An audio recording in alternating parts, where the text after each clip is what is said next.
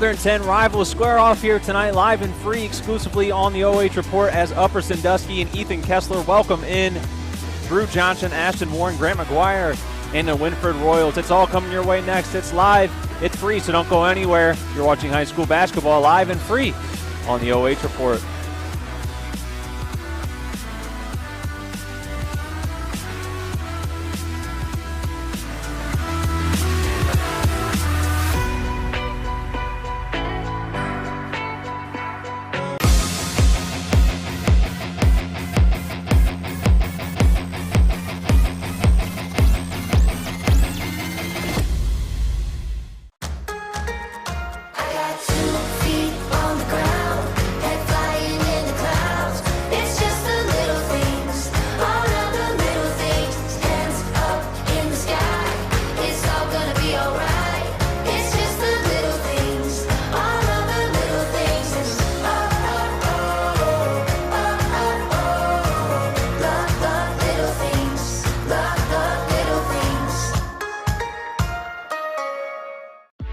You have better things to do than to job hunt or scramble to find your next great hire.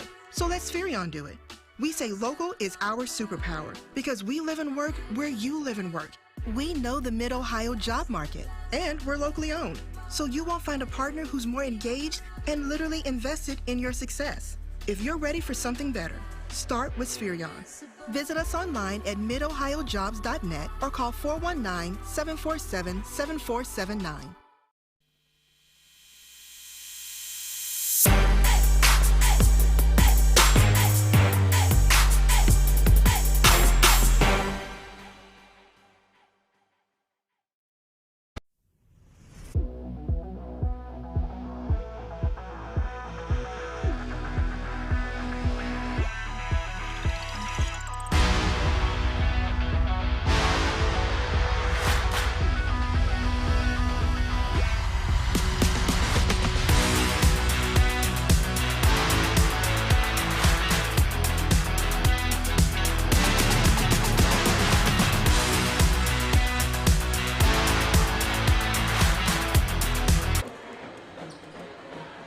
Welcome back to Upper Sandusky High School as we welcome you inside our Kimmel Corporation pregame show.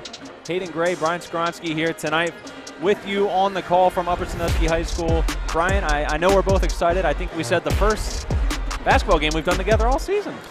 Yeah, and I think on paper that you'll look at it and you'll be like, man, Upper's not really having a great season, but this is a rivalry game. It's an N10 showdown, so I think it definitely is one of those where you just don't even worry about that, what it looks like coming in, at least on paper. You know, both of these teams, they're excited. They're going to elevate their level of play because we're past the midway point here where you got to start playing some of your best basketball and get into a groove before tournament time, so this is one of those first steps moving in that direction.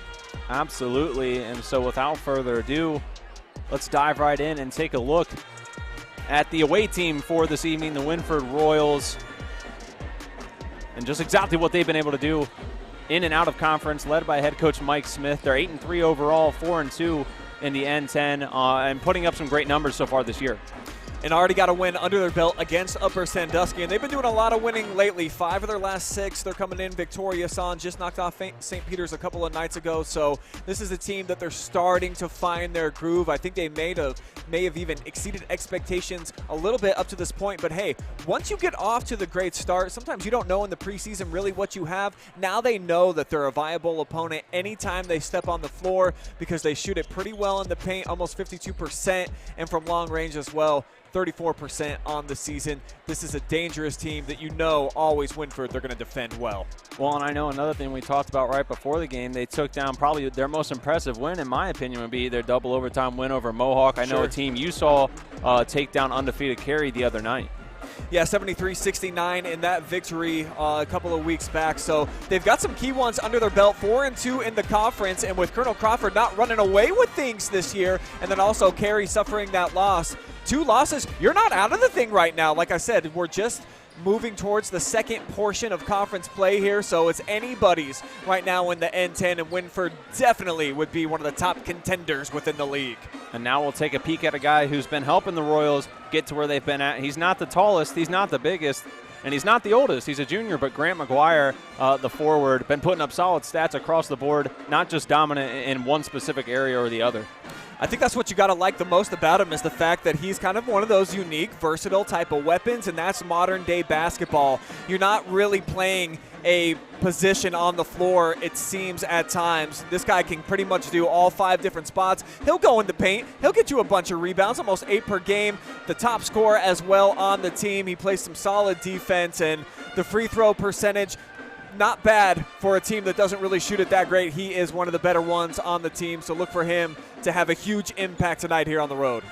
Now we'll take a look at who he's going to be up against at the home-standing Upper Sandusky Rams, led by head coach Jeff Winslow. Obviously, as we alluded to, a bit of a trying year for them, 2-9, 2-5 in conference play. Don't average a ton of offense per night, but they've been working at it. As we talked earlier, I think they started at a pretty low point, but have just been progressing ever since. And that's, I think, the biggest surprise with the Coach Winslow team is to be held under 50 points per game on average. They're typically a run-and-gun type of squad, so it's been a little bit different for them. They're turning the ball over a little bit more than they would like so far on the season, but I love that number of almost 14 assists per game, so they're sharing the basketball, and I do feel like despite the losses, 9 of them so far, they've got pretty good team unity and chemistry. They just can't all get on the floor at the same time. They have Brock Montgomery out tonight, and at different portions throughout the season, we've seen some of their key guys just not be available due to sickness or injury or what it may be. So for Upper Sandusky, throw out the first half of the season. It hasn't been what you've wanted it to be. Still a long way to go here with 11 more regular season games. And I do believe in my heart of hearts, Hayden, that this is a squad that can start to put the pieces together to the puzzle and could have a nice, complete picture by the end of the regular season. Yeah, and as you mentioned, one of the guys leading the pack for them this year with his veteran leadership, the senior Ethan Kessler, he's going to have a big night tonight, especially as you mentioned when Brock Montgomery, another good shooter, out. And Kessler, I know, especially the few times I've been up here, has been the most dominant player for the Rams this season. And he just seems to bring a lot of confidence and swagger to the floor for Upper Sandusky, something that they've lacked at times. So this guy being out there as one of the starting key cogs of the offense, he's huge for them. And especially look at the percentage from downtown that he's shooting, 44%. That's a really high clip for any level. I don't care if you're in the NBA. That's beyond even Steph Curry right there. So this is a guy that can really fill it up from downtown and can also take you off the bounce. So when he can tie those two things together, knock down a couple of bombs, I think it opens things up, him moving into the paint, distributing. Really love what we've seen from Kessler so far all season long. Just a little bit before our national anthem, so let's take a minute real quick and take a look at our keys to victory. Brian, I'll let you lead with yours, which is rolling in the deep. And what does that mean for me? You got to like that view from downtown if you're Upper Sandusky. You haven't shot it great so far from long range so far on the season. 76 makes for them, though. If they can get it rolling out there in the land of 3, I feel like it's going to be a successful night for them. And then mine's limit those passing lanes. Wynford, a team that passes the ball around really well, so if they're able to cut some of those passing lanes off, limit those nearly 18 assists per game that the Royals are averaging. And we'll take a look at Wynford's keys to victory in just a moment, but just a few minutes away from the playing of our national anthem here. Public address statements being made, and a packed house that we have in here tonight, probably the largest crowd that I've seen for a boys game up here. Something about those Friday nights bring out the best. Yeah, I just bumped into the athletic director for Upper Sandusky right before we came on air, and he said, man, this is a great environment tonight. Looking forward to a good game. So you're right. I mean, the house is almost completely full up here on our side of the bleachers. Yeah. All the way up to the top for the Wynford fans. So like I was saying right out of the gates here, this is a rivalry game. Throw the records out the window. We're in for a great game tonight. All right, we'll take a moment and pause for the playing of our national anthem.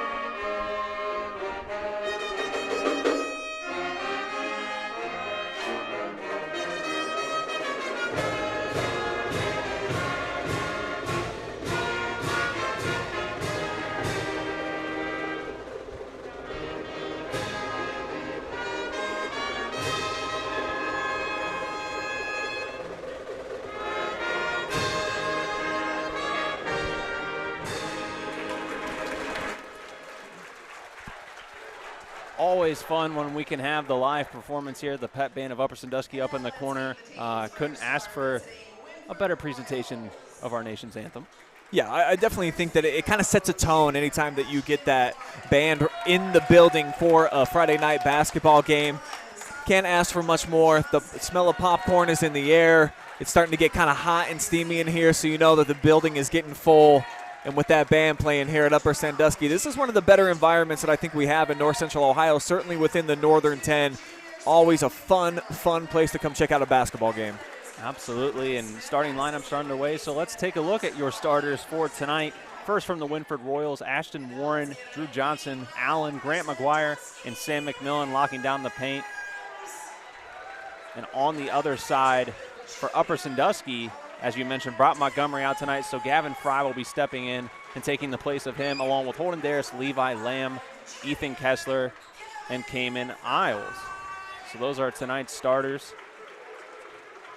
And we'll quickly take a look at the keys to victory tonight for Wynford that we didn't address yet. I know yours, Brian, board crashers tonight.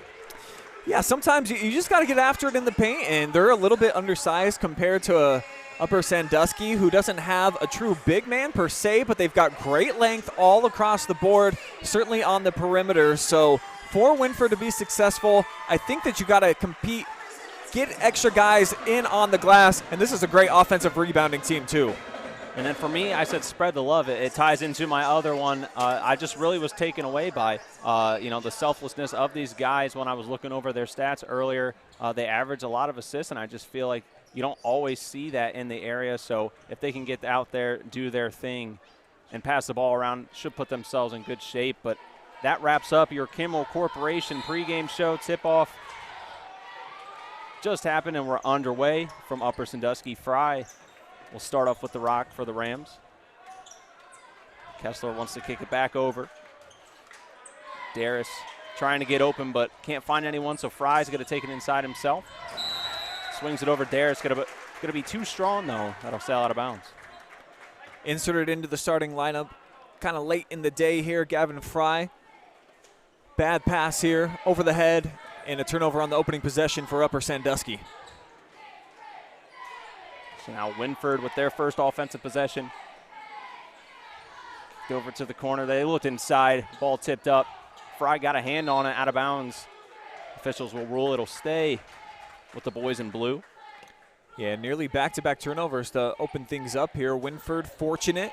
They'll have the throw-in right in front of the well-dressed student section tonight for the Rams. Absolutely. Not sure what the dapper theme is, but Keenan Allen wasn't able to catch up with it, so first turnover on the evening for Wynford.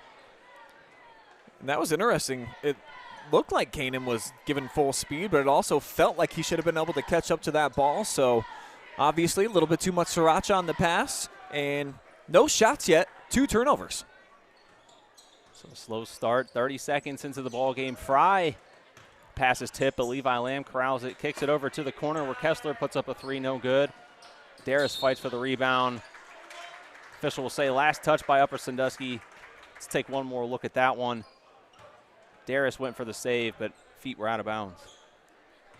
Good offense that time for the Rams, though. I like the kick out to the corner, the no-look pass. You got an open look. Those are the ones that you got to bury if you're Upper Sandusky. Hand down, man down.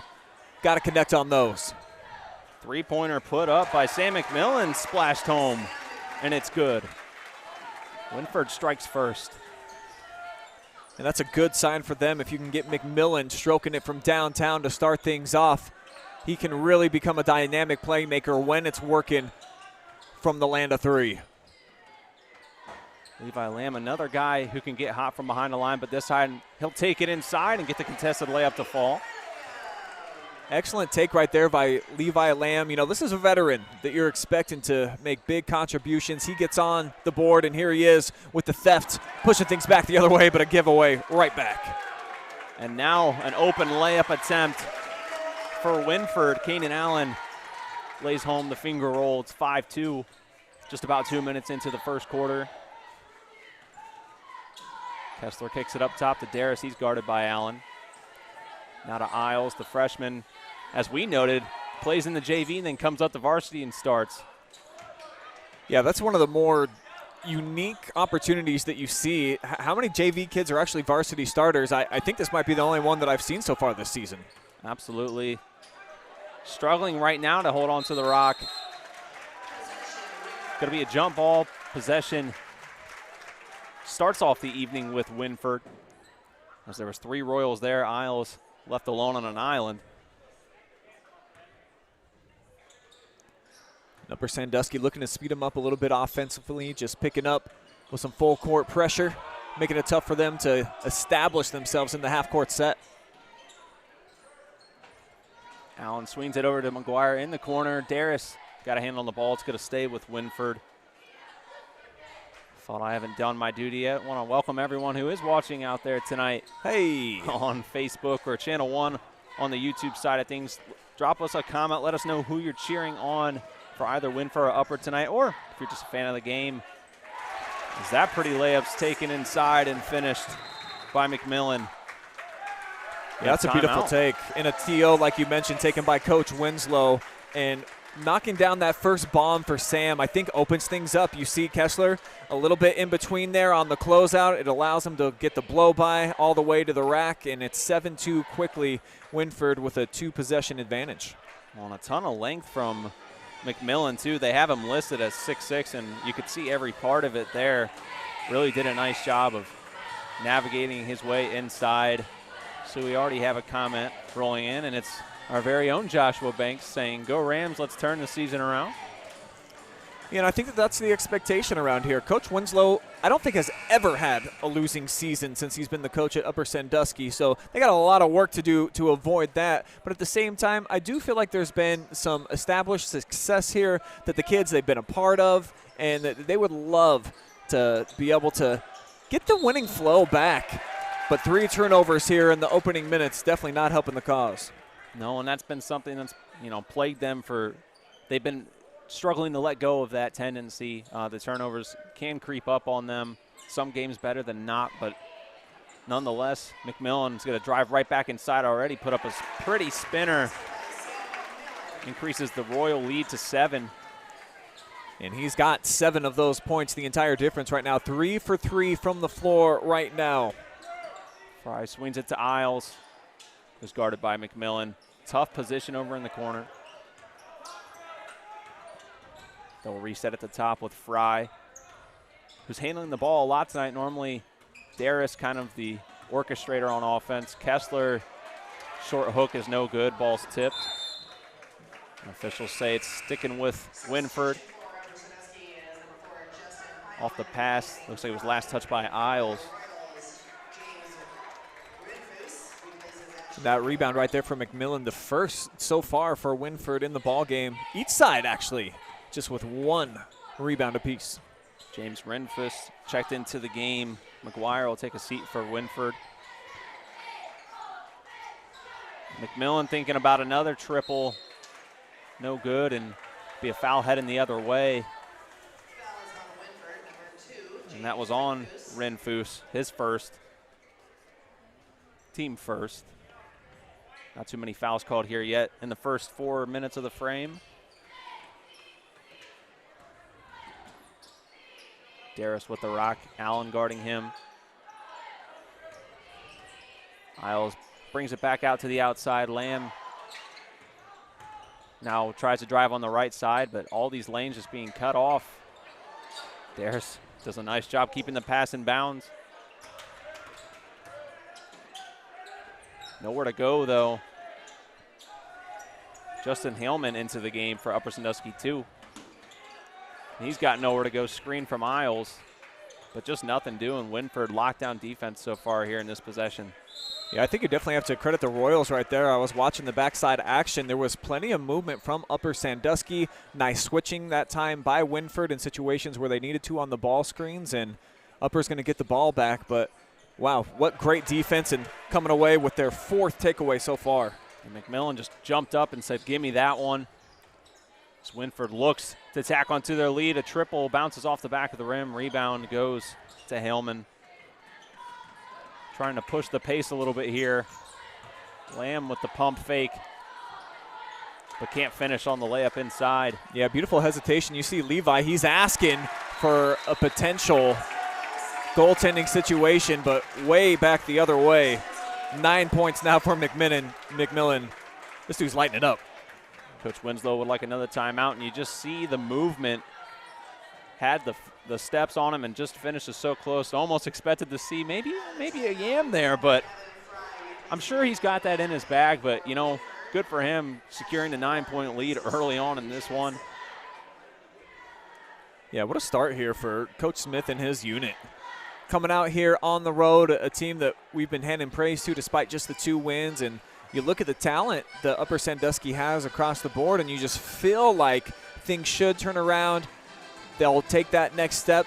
But so far in this game, it's been all Wynford, and the defensive pressure and the energy that they've been able to exude, particularly, I think, along the perimeter, it's been something to watch, and it's really frustrating the Rams. Not too many clean looks for them. That's why they're stuck on 2. Yeah, you know, head coach of the Royals, Mike Smith, as you saw there during the timeouts, got to be happy with the way his team's come out. Right now they sit in 4th place in the Northern 10 Conference, which we alluded to during pregame. Still fairly open. It's safe to say that no one has any firm grip on that. Yeah, no question. They got 2 losses. The leaders have 1.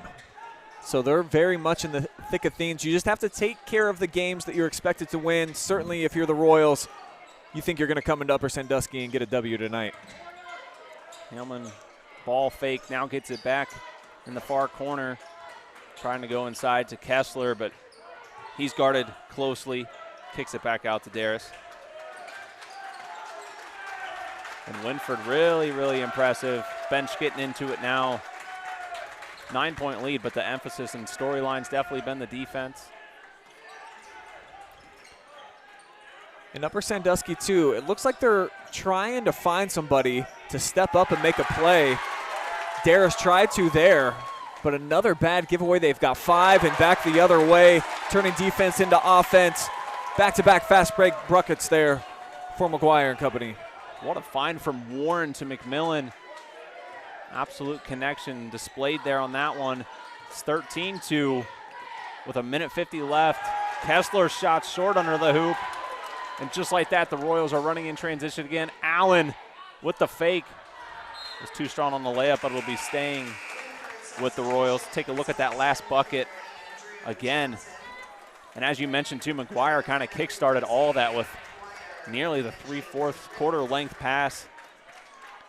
Yeah, that was pretty and right on the money. If you're going to get guys running, you want to reward them. That's exactly what happened there.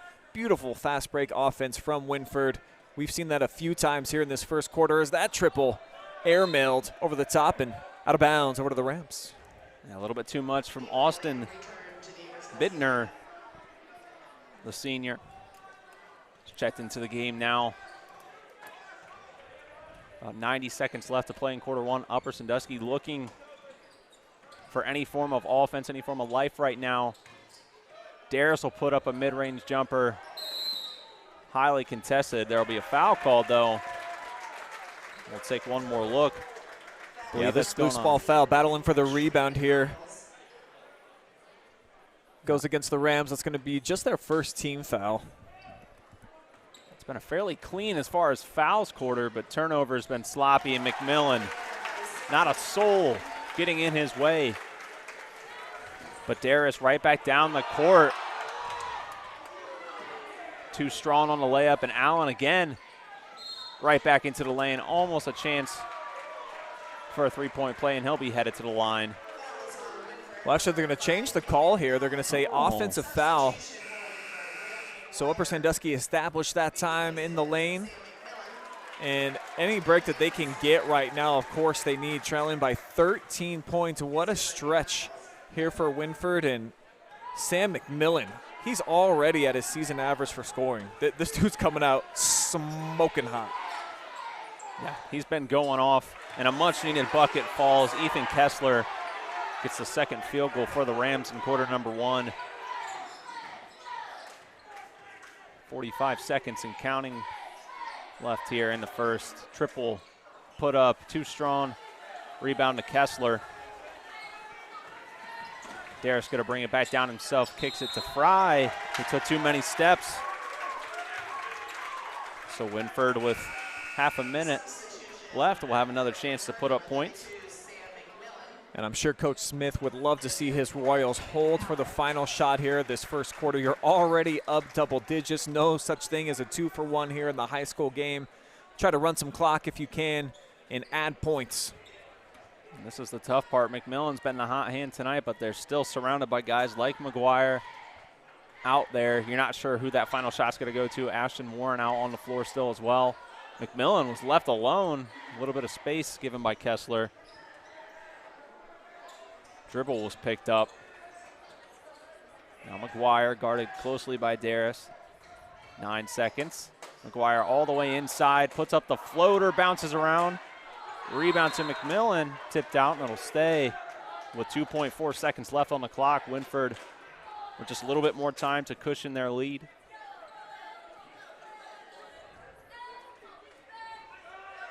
Pass in, a couple passes around McMillan. Not enough time, and that's how we'll end the first quarter. Your score 15-4 as Wynford comes out strong. Don't go anywhere. You're watching high school basketball exclusively on the OH Report.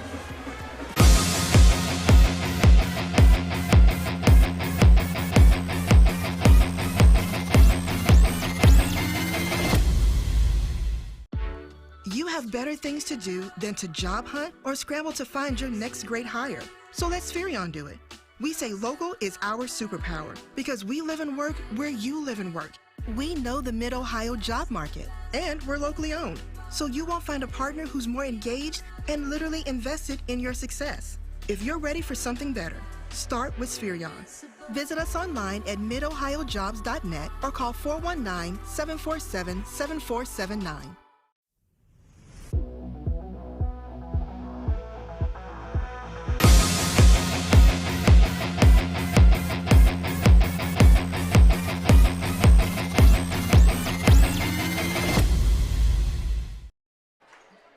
Welcome back to the mountaintop, as Adam Thompson would say, here at Upper Sandusky High School. Hayden Gray, Brian Skowronski with you for quarter number 2 as the Royals strike off to an 11-point lead early. Triple put up by Levi Lamb, too strong. And Wynford doing a nice job right now on the boards. They've got a 5-3 advantage there, and well, pretty much they got an advantage everywhere right now statistically. That's why they got this big lead and adding to it. This dude's unbelievable. 15 points now, well above his season average, 4 to be exact. Just not a guy that can match up with him tonight from Upper. You know, Kessler's been on him a little bit, you know, Isles too, but obviously the experience difference with Isles and then Kessler a little bit taller, I think, almost, but not quite the speed of McMillan. Putback put up by Daris, and it's good. And sometimes that's what you got to do when you're one of the veteran dudes. Just take matters into your own hands, trying to make a play, misfires, chases down his own miss, going to the free throw line after his first points of the night, and a chance to add to it here for Holden Daris. Definitely one of the guys that if you're Upper Sandusky, you're looking at him to try to make a play and get some explosiveness rolling in your favor on the offensive end. Absolutely, and he steps up and knocks down a big free throw to cut it back down to 10 points. Kanan Allen gets out there so quickly, though, already down into enemy territory. McMillan will fire off a 3. Woo! And the impressive half just continues for Sam. I'm going to have to find out at halftime what his career high is, because he's on pace, obviously, to get there as Heilman takes it in for a basket and matches at the other end for Upper Sandusky. But my goodness, this start for Sam. But here come the Rams. Turnover forced. Daris has to get crafty inside, and he does. The crafty footwork falls for 2, and scoring off to a hot start here in quarter number 2. As I mentioned, Holden's one of those guys that you feel like you can rely on the offensive end for Upper Sandusky. He's got 5 points now here in the second quarter, but can they slow down number 32 at this end? That so far has been a big problem. Upper's got to do something. McGuire with the ball now guarded in the corner by Daris, and Lamb puts up the fadeaway. No good. Rebound to Kessler. Now number 20, Sam Smith, into the game too, so the Rams go into a few guys that they need to play some bigger minutes in the absence of Montgomery. Deep triple fired away by Levi Lamb, but an offensive rebound brought in by Smith. And the Rams are doing a decent job of crashing the offensive glass. They've got 3 so far. And with the extra possession created here, that's the best way to start digging yourself out of a hole. Yeah, you got to get stops at the other end, but at the same time, you got to start filling it up, getting some buckets down here. So getting those offensive rebounds, obviously very beneficial here for Upper. We'll see if they can cash it in for a couple of points or maybe even a triple. So just a 9-point game now, back to a single-digit deficit. Daris at the top of the paint kicks it over to Smith. Wanted to go inside to Kessler, but nothing doing. Another turnover. Just a poor decision right there. I mean, the man is half-fronted. It would have been a next to impossible pass. Sometimes you just got to rework it around and try to establish yourself down on the block. Rams already with 7 turnovers, Hayden. That's halfway to their season mark. Definitely not something Coach Winslow wants to see out of this team, who needs to figure some things out as far as the offense goes and using the rest of this clock. Approaching 5 minutes left in the first half, and that's a good start by Holden. They've got numbers. Lamb, opposition wanting to travel. Nonetheless, Kessler will launch an open triple, and it's good. And just like that, down to a 6-point lead. Coach Smith would like a timeout.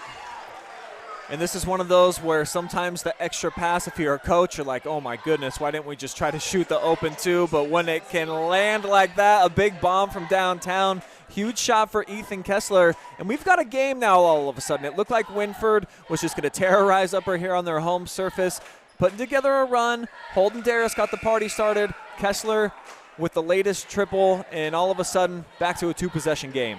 Absolutely, and you know, expected a little bit of a surge or fight here from the Rams. Actually bumped into the guy you see down on the scoreboard tonight, Chris Daris, father of Holden, and talking about that game, that matchup earlier this season when they met. Upper wasn't at full strength that night either. Obviously missing Brock Montgomery tonight, but I believe you said 2 Rams were out in that first meeting where it was close and competitive. Wynford still got the win, but you know, a game that not just to butter up to them, but Upper Sandusky, despite some of, you know, their decision-making things, probably one of the better 2-loss teams around. Well, you just look at their season so far, and only Kessler, Isles, and Levi Lamb have played all 11 games. So everybody else has missed at least one. Howman, the other one, has missed multiple games. Gavin Fry's been out a bunch of games. You look at Brock Montgomery, he's been out for a couple as well. So just getting that continuity, I think, is so important, especially at the high school level in that starting 5.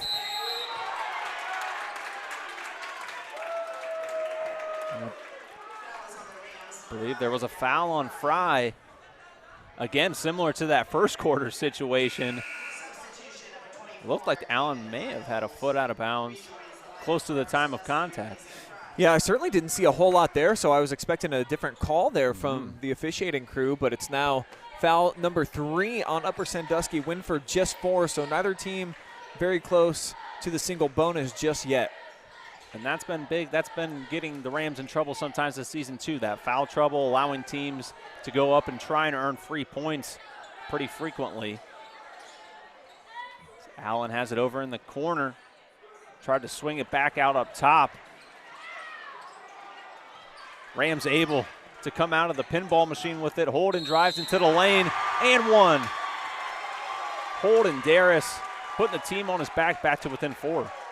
Love to see that from one of your veterans, and just put your head down, go into the lane. Don't allow the defense an opportunity to set up. He's constantly in attack mode. This is the Upper Sandusky style of play that we've been accustomed to seeing over the last several years. They've been missing it a lot so far this season. It's been more of a half-court style of team right there. Love what we just saw from Daris. His second 3-point play of the old-fashioned way here in quarter number 2.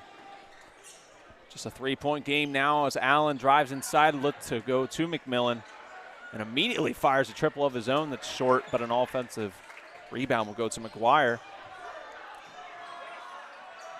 Open triple alert. Wynford cashes in, I believe, their 3rd triple of the night. Yeah, and that was a big shot right there, set up by the offensive rebound, just the 2nd of the night for the Royals. I believe they're the best offensive rebounding team in the Northern 10, making a count on that last possession. Yeah, I know they averaged just shy of 35, I believe, rebounds per game total. And you can see why with the length that we've seen out on the court and the guys that aren't even as tall, the effort that they attack the rim with. Hellman will reset at the top. Ball movement now from Upper Sandusky. Good movement on this possession. Yeah, you can tell they're starting to find their rhythm a little bit. Their confidence is picking up.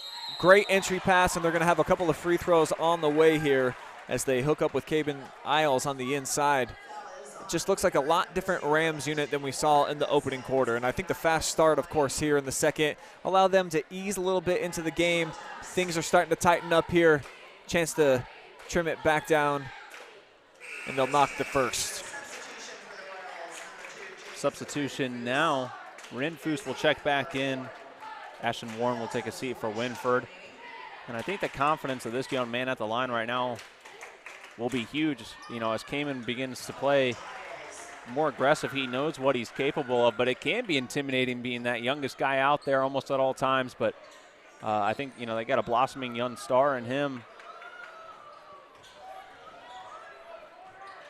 McMillan now guarded, McGuire was guarded heavily, but McMillan's shot rims out.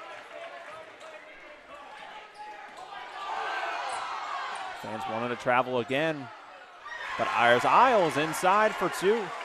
Yeah, beautiful offense yet again. Kamen establishing himself down on that weak side block. Excellent feed into the teeth of the defense on the interior, and I like his poise inside. Already got the JV minutes, so he's warm, man. McGuire's triple again, no good. Bit of a collision between McMillan and Isles after the missed shot. They were tied up. And they have called a foul on Sam McMillan. His first. Yeah, well, all of a sudden the fouls have piled up. We've got 3 here in about the last minute and change against the Royals. So it's bonus action now for the Rams, and this is the best way to get into the game after trailing that big deficit. They can tie things up here, Hayden. Things have really changed. Absolutely, a good chance for them now. I mean, you know, they shoot 55.6% from the free throw line, and they'll miss there, so they'll miss out on some points that time. But absolutely, if you're trailing, that's your best friend to get into that. And the tip-in somehow goes for McGuire and the Royals back up to a 4-point game. Yeah, it almost looked like that was by accident, but you'll take the points any way that you can get them, and you'll claim, hey, man, I know what I'm doing. I'm an athlete. Putting it back up there and just seeing what happens. That one drops his second field goal here in this opening half. Absolutely. A couple of pump fakes from Isles, but elected to pass it off, looking for the best shot they can get right now. A lot more patience displayed from this group in quarter number 2. Isles was bumped. Opposing fans wanted to walk, but here we are with the Royals driving back down the floor again. McGuire, baseline jumper, no good. He's having a rough night from the field so far.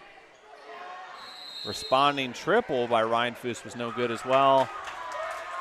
And a foul will be called this time. I believe they'll slab Holden Daris. No, excuse me, that'll be Kamen Isles.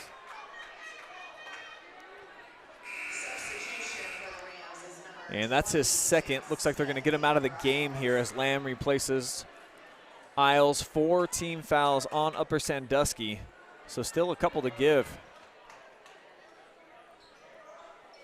Allen inbounds the ball, but it's tipped up. McMillan corrals it, but they'll call a charge on McMillan, so he picks up his second foul quick in about the last 90 seconds. Sam Smith was able to draw that charge. Home fans not happy about it. I think both ends have fair arguments. Yeah. You got to be able to give the offensive guy a place to land, but at the same time, Smith got there. His feet were set. It's a bang-bang play. Could have went either way. This time it favors Upper, and it goes down as a turnover for Wynford, their 5th. Daris inside. Ooh. Pretty. He's just come to life here in the second quarter, while McMillan and the Royals a little bit more quiet. Tight defense from Kessler. And the struggles from the field continue as we await who the foul will be issued on. Judging off the Rams clapping, you can tell it's going against the Royals. So the Rams will be heading to the line as they huddle near midcourt. This will be a 1-and-1 attempt here. 19 fouls now on Wynford. The Rams now with a chance, Sam Smith, to tie the game. It'll be the first time this one's been tied back up since tip-off.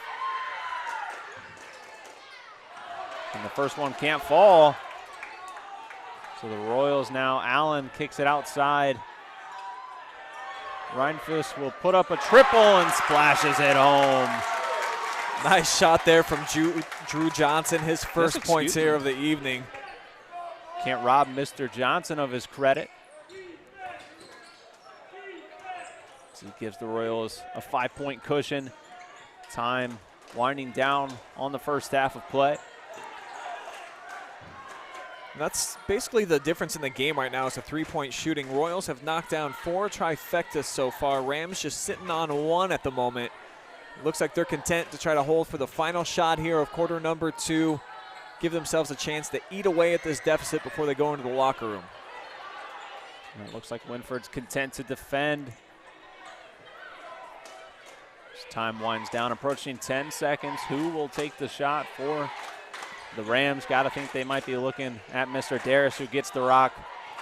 5 seconds and counting. He puts up a contested mid-range that just rolls out. McGuire doesn't have time to heave it full court. So that wraps things up for your first half. The Wynford Royals up 5, 28-23 over Upper Sandusky. Don't go anywhere. Coming up at the half, stats, analysis, and more. You're watching high school basketball live and free right here, exclusively on the OH Report.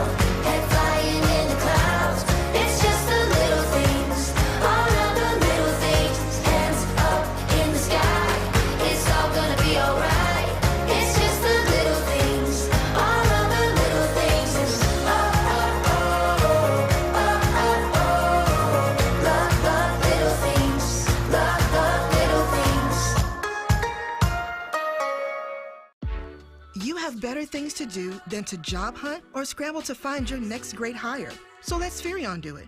We say local is our superpower because we live and work where you live and work. We know the Mid-Ohio job market, and we're locally owned.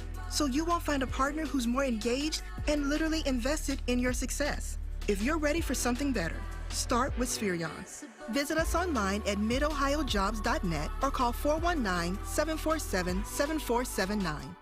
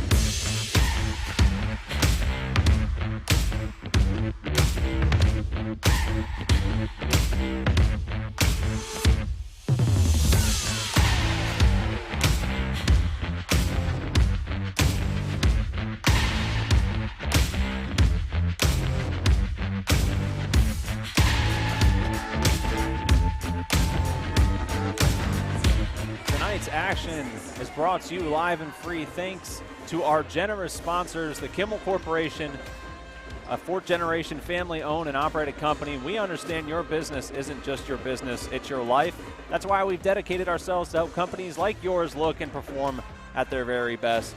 Chris Daris, Edward Jones Financial Advisor.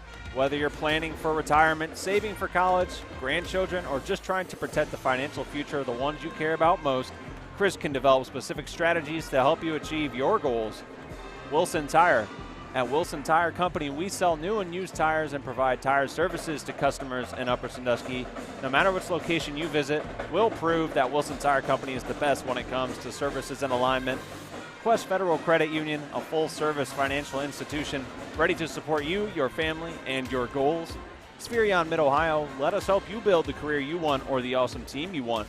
We build real relationships with you so we can understand what you need and get it for you fast. And finally, Frito Lay. We are driven and inspired by our purpose, food that matters for life's moments. Those are your sponsors for tonight's broadcast of the Wynford Royals at Upper Sandusky Rams. Be sure to thank and check out the goods and services that these companies have to offer. We'll be back in just a few minutes to break down the halftime stats and be here for half number 2.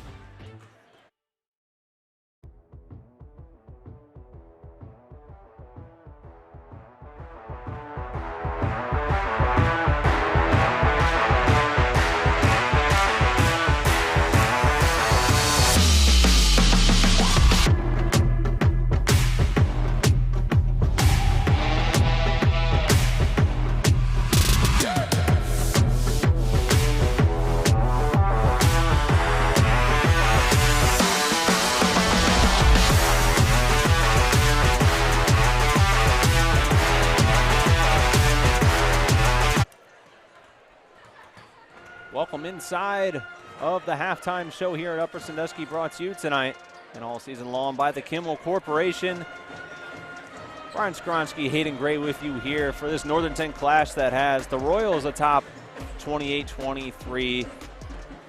What did you like that you saw so far from either side in the first half, Brian? Well, I love the Royals' offensive execution in the first quarter. Unbelievable, and they married that very nicely with some lockdown man-to-man defense on the perimeter, really holding Upper Sandusky in check. They had just 4 points, Hayden, you might remember, heading into quarter number 2. And what I liked about Upper is to show some fight, some determination, some grit here on their home floor. 19-13, they outscored the Royals in that second stanza, in large part because Holden Daris had all 10 of his points in the frame. He helped kickstart a 7-0 run to start that second quarter. Not one, but 2 and 1 opportunities, and he capped off both of them. So I think both sides have showed that they can play some offense, and defensively, they've each also stepped up at times and done some nice things in the half court. Absolutely. So let's take a look at your first half numbers for Wynford. 12 field goals, 4 threes, 10 rebounds, so they're winning that by 2. 5 turnovers, the 9 fouls, and then not a free throw attempted yet for the Royals. On the other side, Upper with 9, 1 triple, which is a little bit rare for them. Just the 8 rebounds, 7 turnovers, 6 fouls, and 4 of 6 from the free throw line. But I know that we want to note a couple individual performances. We'll start with the Rams. Holden Daris, 10 points, and a lot of that coming in a surge in the second quarter. All of it coming in the second quarter, actually. So he was the guy that really started generating the flow offensively, and sometimes that's all it takes, man. You could be in a slow, kind of like a muddy, bad situation in offense where things just aren't going well. All of a sudden, an individual steps up, makes a couple of buckets, and I truly felt like his first basket in that second quarter where he got the N1 and capped it off, it was like, all right, now let's start feeding Daris and this is the kid that he's got the size, the range. He can shoot from anywhere. He got it going there in the second quarter for Upper. And then obviously, most notably, Sam McMillan's 18. A quiet second quarter, but 8 field goals, 2 3-pointers. Going to be excited to see what's in store for him in the second half, but that'll wrap up your halftime show brought to you by the Kimmel Corporation as we kick off quarter number 3. Ball tipped around, going to be heading in a direction of the Rams. If you're just now tuning in, welcome to Upper Sandusky High School. Hayden Gray, Brian Skowronski with you here tonight for this Northern 10 matchup. Hi, guys. Drop a comment on Facebook or YouTube. Let us know who you're rooting on. That's a big block on Kessler from McGuire. Starts off quarter number 3 for him. A few more comments. Tanner Slusher, I think better known to us as Pirate Ship from Cardington, dropping a comment on the Facebook saying hi, Brian and Hayden. Hey, what's up, Tanner? Hey, I look forward to coming down and hanging out with you guys in Cardington as well. I know that maybe there was some promised merch heading to Hayden and Travis's way, so if you got a size large, I'll happily wear some pirate stuff when I'm down there in the ship myself. I know Cardington not playing on either side tonight, but you can catch, I believe it's we got them tomorrow for sure. Yeah, tomorrow. Big shot, man. Like that from Justin Heilman, getting the second half start here. So a 3-pointer from him has this cut back to just a 2-point deficit again. That second quarter got things close, and Daris looking to tie things up, finishes with the left hand. And we're tied at 28 apiece. Anytime you can cash in some offense, set up by some defense, that's where Upper Sandusky can be at their best. This is a team that they've been in a lot of half-court situations so far this season. When you get out and run, the more of these you can get, Joe Baylog told me, it infinitely increases your chances to win a game. You got to get those cheapies and definitely got to make them count. 2 points there for Daris. And, yeah, we usually trust knowledge that we're lucky enough to hear from Joe. And that's something right there that he probably wouldn't advise, fouling behind the 3-point line. So I believe McGuire will be heading for 3 free throws here. Yeah, Grant just with 2 points in the first half. This is a good way to start getting a feel for the basketball, stepping up for 3 free throws here at the charity stripe, and that's the first free throw of the night for the Wynford Royals. Kind of hard to believe. It is. They shoot just shy of 61% from the free throw line this season. And while that may not sound so hot, you see one of the misses right there. It's not honestly that bad in high school basketball. You see a lot of teams kind of sit in between 55 and 65%, so I would say they sit about average amongst the rest of the pack.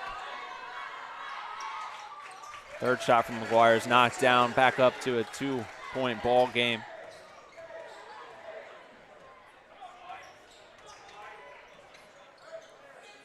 Isles looking around, kicks it over to Hellman.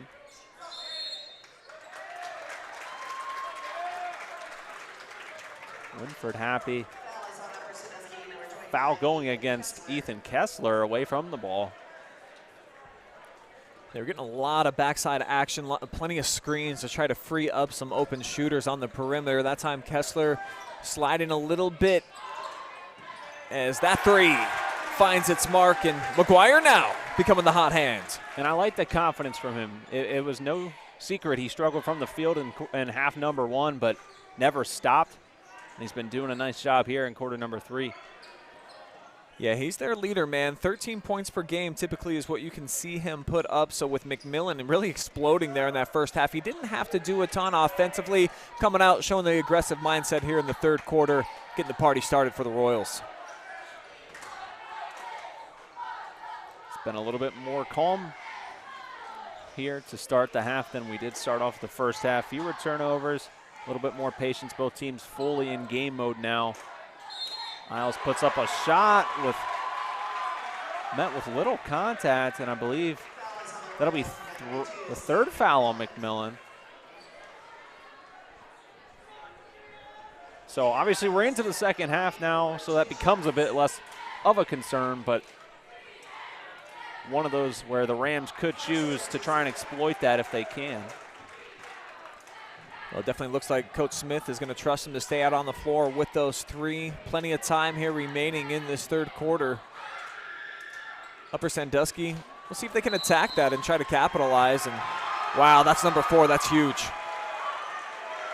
What a, transition. Wow, in real time while we're talking, McMillan losing his balance, but still the foul committed. Coach Smith, hands on his head, obviously knows while he hasn't put up as much points offensively, the impact that the big man still has on the court is huge. So he's going to have to sit probably for a good chunk of the 5:40 left here in quarter number 3.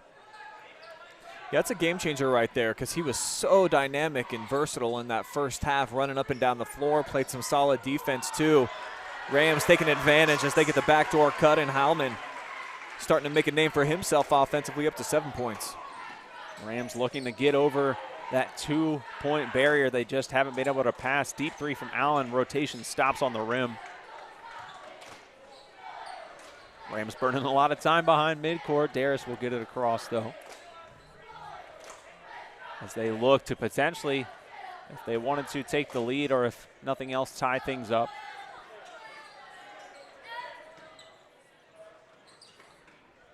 It'll be Kessler on the outside. Swings it to the youngster. Looks to work the paint, but doesn't like the matchup. No reset. Yeah, I think good poise that time by Isles. Typically, we'd see a younger player in the paint. You get the shot fake, and then he'll go ahead and put it up. Just resets the offense, and the Rams, another chance here, try to reassemble. Daris calling for it.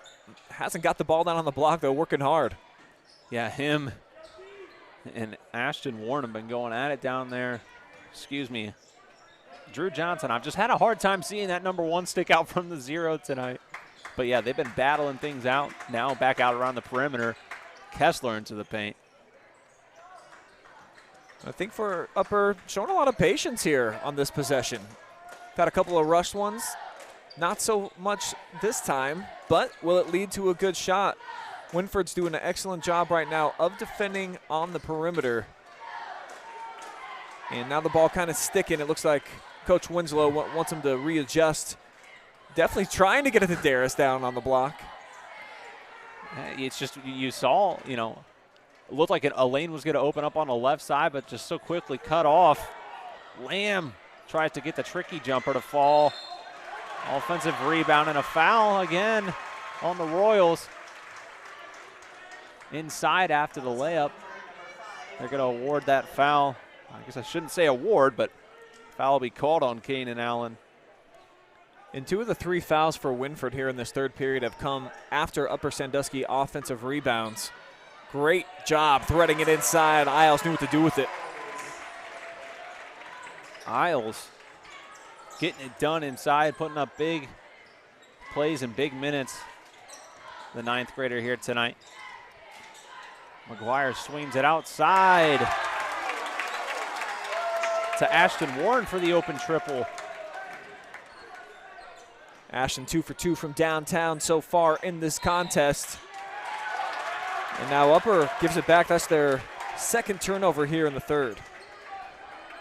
Take a look one more time at our OH Report instant replay. Warren Purdy didn't need anything but the net that time. And they'll look to come down and build upon their lead again. We've been in this kind of stagnant 2 to 3 point standoff. A lot of contact near midcourt. Rams wanted to travel, but officials going to say there was contact there. Yeah, a little overzealous right there by Isles. Got a bump on the body. Made the offensive player lose his balance. And so that's going to be 4 now for the Rams here in this 3rd. Still 2:54 to go. And Wynford with the basketball looking to add to this 3-point advantage.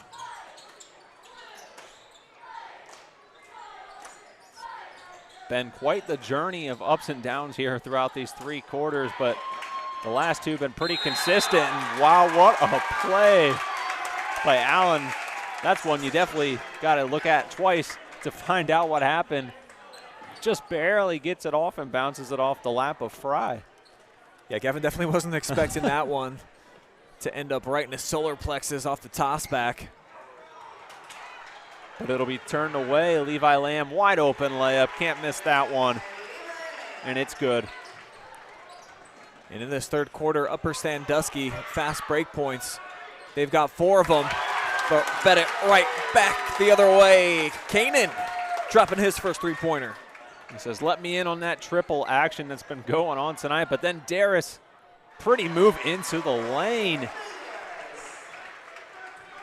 Daris now with 14 points. Tops on the team by quite a bit right now for Upper Sandusky. Wynford wants to keep living behind the three-point line. Rebound to Robinson or to Johnson, and he'll get fouled. That seems to be a storyline here in the third quarter. Offensive rebounds leading to the other team fouling you. And now some potential free throws here for Wynford with Johnson at the line. 5th team foul on the Rams. Still with 2 minutes left in the third quarter. First free throw is good. So Ryan Foose will take a seat. Warren will also take a seat. Austin Bidner into the ballgame. Second free throw, not down, 41-37. 1:55 left to play in the third quarter.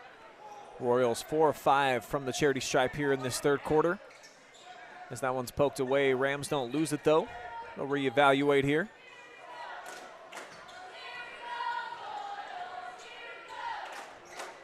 Hellman played a lot of big minutes here starting the second half. Hasn't come out since. Daris' shot just missed, went for the bank, and then Fry will commit the foul. Not necessarily a frustration foul, but far away from the hoop. And that'll be their 6th, Fry's 3rd.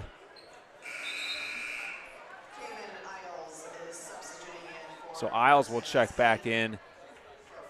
Fry will sit down. Isles, though, with 3 fouls himself. 7 points, though, the freshman has here this evening.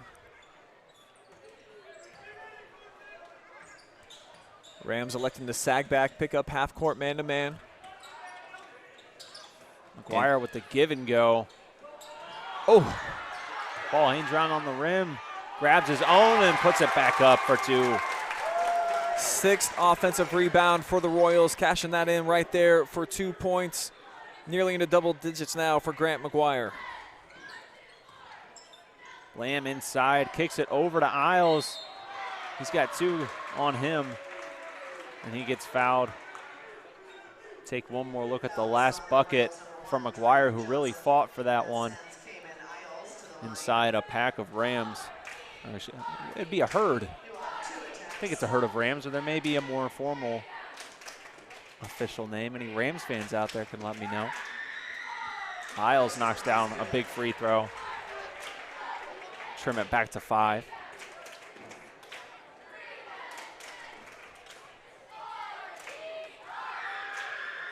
Second free throw good as well, and he shoots just about as well as anyone for the Rams from the free throw line. He'll sit down here, but Josh Heilman will check in now for Kessler. Sam Smith back into the ball game as well. Coach Winslow making some offensive, defensive substitutions here already in the third quarter, just trying to make sure that some of his offensive firepower doesn't pick up another foul here at the end of the third, as that one's deflected, and the Rams come away with takeaway number 8.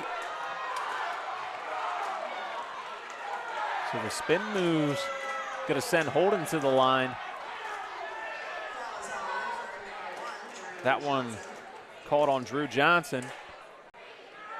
So Daris will head to the line with 43 seconds to play in the third quarter.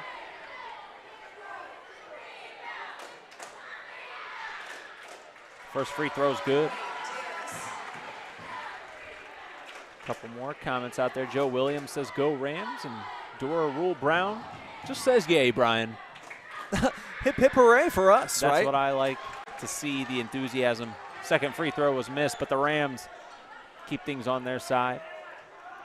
And Upper keeping pace right now with Wynford, who, again, very good offensive rebounding team. They almost collect 14 per contest.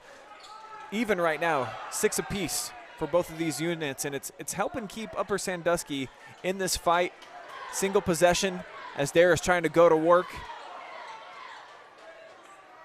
Ball movement now. Looks like the Royals giving some space, really wanting to protect that paint. Daring Upper to take a triple. Daris has the ball, kicks to Lamb in the corner, in front of the student section, and knocks it down for the tie. You couldn't write it up any better. That's the full court shot, almost put in as well, so don't go anywhere. We got a wild fourth quarter, a wild money time coming up next, right here exclusively on the OH Report.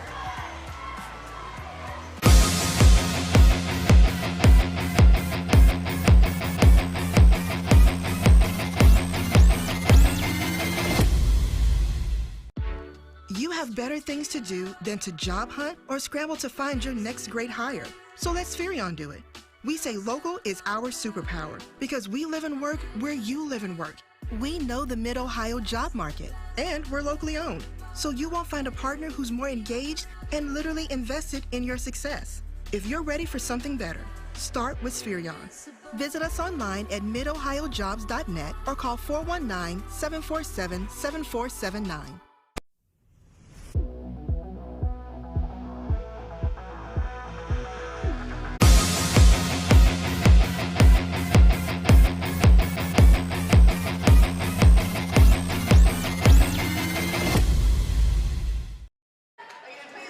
Welcome back to Upper Sandusky High School. And Brian, I think I would just feel wrong saying it. Let the folks know, what time is it?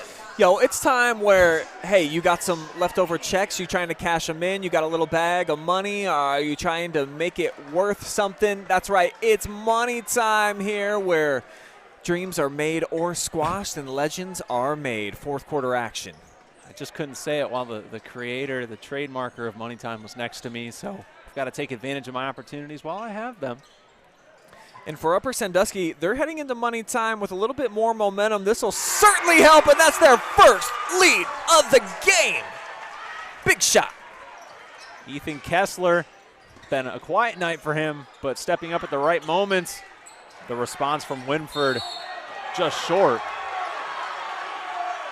A little bit of contact, extracurriculars there. Down in the paint between Kessler. Looks like their ankles got tied up there. No foul play. Free throw shooting definitely going to become a factor in this game. Upper Sandusky, no fouls to give. Wynford's got 5 team fouls. So look for some aggressive ball handling, kids trying to get to the bucket. And I think that's foul number 5. That is going to end the night for Sam McMillan. Oh, wow. What a tough break for McMillan, who all 18 of his points came in the first half. He was lighting it up, forced to sit for most of that third quarter, and then this is what puts him out of action?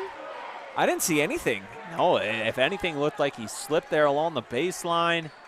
Maybe some contact, but our view from this angle at least, telling a different story. Wynford's going to have a whole group collective step up here, trailing by 3 for the first time all night. Uppers outscored Wynford the last 2 quarters. But I think they're going to pick up the foul here. They definitely are. It's going to go against Ethan Kessler after he got his pocket picked by Kanan Allen. So doesn't bring back McMillan, but a little bit of consolation for the Royals. Kanan Allen will be headed to the free throw line. Kanan's got 5 points so far on the night. Make it 6. First one's up and it's good.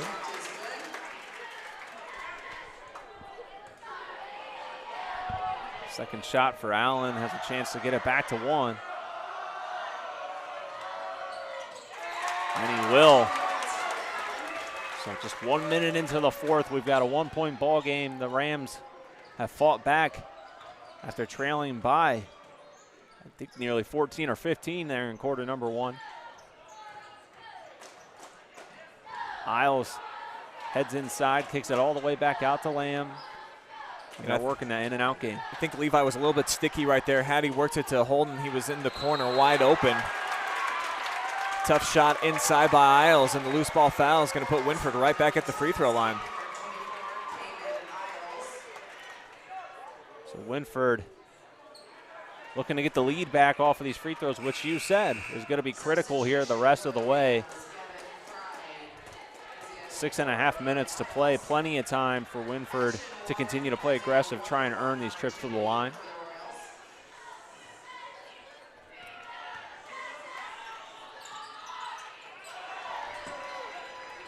But they can't convert on that one. Daris trying to hop his way all the way inside, won't get the layup, but draws the foul. That'll go against James Reinfuss. Daris has already knocked down 3 free throws so far this evening. 15 points for the senior, looking to make it 16, but he can't get it on the first. No substitutions from either side. Second shot on the way.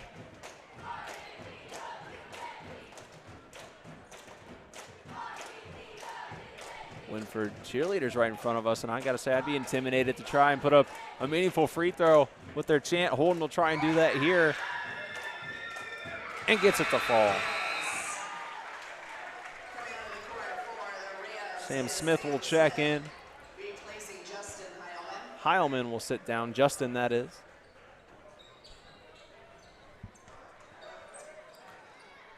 McGuire brings the ball up the court with a chance for Wynford to regain the lead or tie things up.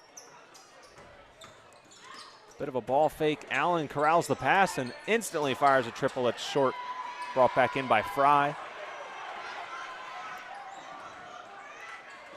Holden kicks it in the corner to Kessler, but air mailed that one. Yeah, did somebody open a door? Felt like a breeze came through or something. He was wide open. Wynford can't cash in at the other end. Now some lockdown. Official said there was no firm possession on the ball there, so that's why the travel was not called. Kessler dodged and dived and gets the triple timeout.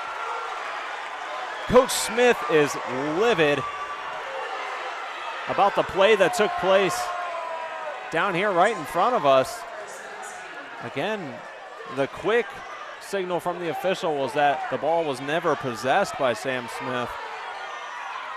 But not sure that explanation making Coach Smith feel any better about that triple. Yeah, because these 3 points right here are huge. The third bomb dropped by Kessler this evening puts him in double figures now with 11 points. And what a turn of events. Coach Smith thought that they were able to force a travel right in front of their own bench.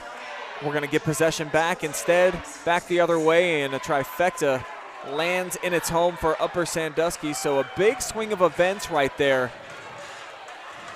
as it's the largest lead of the night for the Rams, who, if you're just joining us, folks, they were almost left for dead, a Ram carcass on the side of the road. 15-4 at the end of the first quarter, but thanks to some big-time play from Holden Daris in that second, 10 points to be exact in that second, helped lead them back, and here they are, leading by 5, and looks like fans being asked to leave here, law enforcement getting involved. So that's how you know this is an important game. Yeah, you can tell no love lost in the stands tonight. Upper Sandusky Gymnasium divided.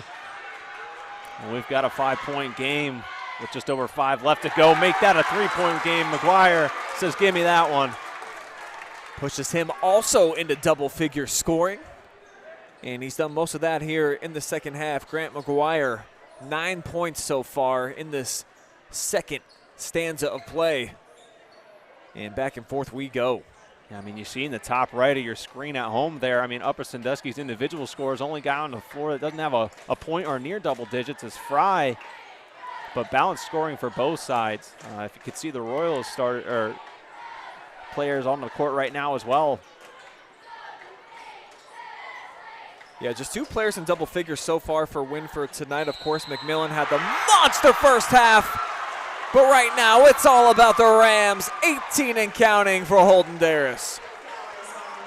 The patience and persistence he's displayed tonight, the ability to shift his body around the defense, coming up clutch. And I've really enjoyed watching Holden tonight. This is a kid that he's putting up about 5 threes per game. He's really made his hay in the paint, Hayden, and understanding he's got that 6'5" frame, the nice wingspan, some mismatch advantages for him, and he's played predominantly from the elbow, been calling for it down on the block. He's made a series of nice fakes and moves, and that's why he's closing in on 20 points and what he hopes is a huge Upper Sandusky victory to kick off the second half of their season. Absolutely. Keenan Allen knocks down a huge triple just as you think for 1 second the Rams can breathe. Timeout called here. Let's take one more look at Mr. Allen's three-pointer that has this back down to a one-possession game. Fry couldn't close out quick enough. And just like that, we're back to 3. But like you said, to go back to Holden, after that first quarter, I think we were wondering, and anyone watching at home or here in the gym was kind of wondering who was going to be that one to step up for them tonight. A lot of the times, you look to Holden or Kessler, but it's not always assumed, and he really has done a nice job because this is a game that would certainly shake up the Northern 10 Conference. Yeah, big time. You would expect Kessler to drop down some three-pointers. He's done that. 3 of them tonight. He's up to 25 on the season. Who would be the secondary running mate with him? It's been Holden Daris. Big minutes as well from Cayman Isles. Love what we've seen from the freshman. And for Wynford on the other side, trying to make up for some of that scoring loss from Sam McMillan, and they're finding new kids to step up and make big plays. Keenan Allen, the latest, with a huge 3. He's in double figures, the 3rd player for the Royals to accomplish that feat so far in this contest. And with 4:33 to go, things definitely starting to heat up here in Upper Sandusky.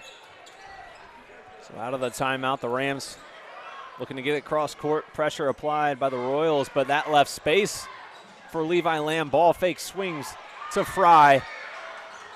But just too much. That corner not treating the Rams well so far tonight. Foul called on Upper Sandusky. That'll go against Kessler. So the Royals will be taking the trek down the court for some free throws. Looking to get this one back to just a point. A few other games going on tonight on the OH report. Have an audio cast of Lexington taking on Ashland.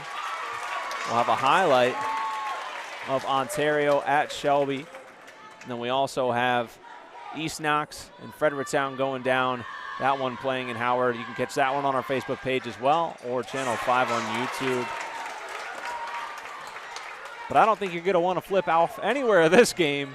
1-point game, 4 minutes to play. And Wynford now coming out with that 1-2-2 dropping zone look. Upper able to evade the pressure this time. And they'll get into their half-court set, which the Royals, they're going to stick with that same look here defensively. Rams are going to have to adjust, try to find something to attack on this new defensive look from Wynford. Kessler was left open for a long time on that right side. They finally find him. Lamb was already running down the court, but the ball takes a few bounces. But it'll stay right here with Upper. 7th offensive board for the Rams. Will they convert to points? They cannot, but they're going to get another opportunity. Coach Smith not happy. Holden looks to make him pay. Levi from the corner again, and it's good.